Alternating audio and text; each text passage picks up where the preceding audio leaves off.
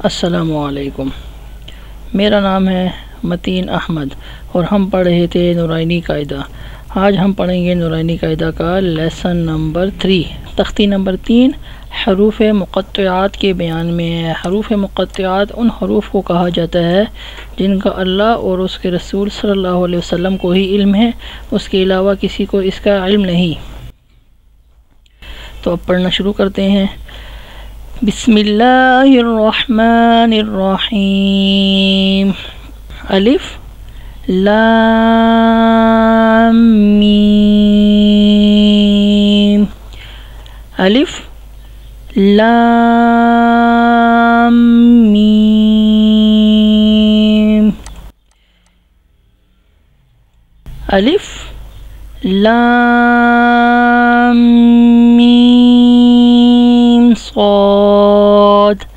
अलिफ लाम मीम साद।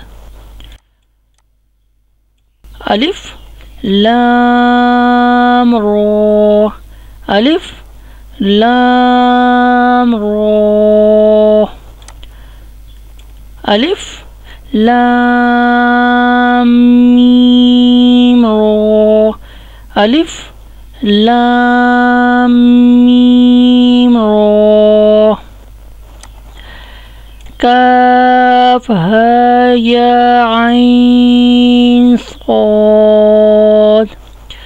काफ हा या ऐन साद। काफ हा या ऐन साद। ताहा ताहा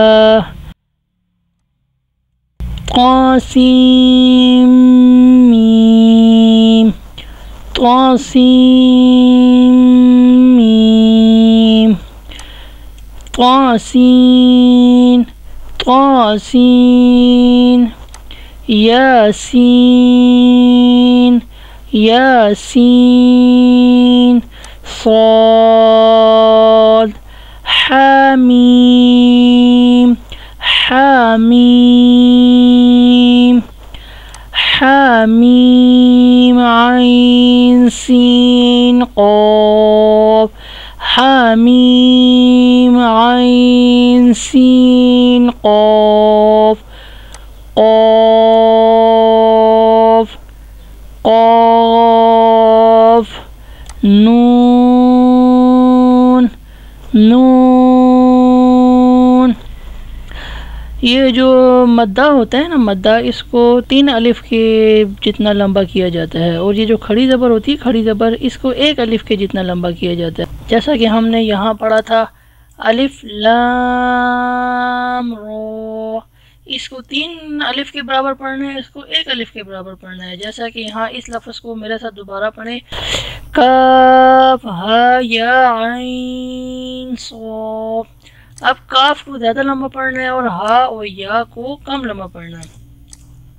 उम्मीद है आज का सबक आपको समझ आ गया होगा। ये जो हरूफ मुक़त्तआत होते हैं ना, इनको छोटे बच्चों को ज़ुबानी याद करा देना चाहिए, ये बहुत बरकत वाले होते हैं। तो अगले सबक में इंशाअल्लाह फिर मिलेंगे। दुआ में याद रखिएगा। अस्सलामु अलैकुम।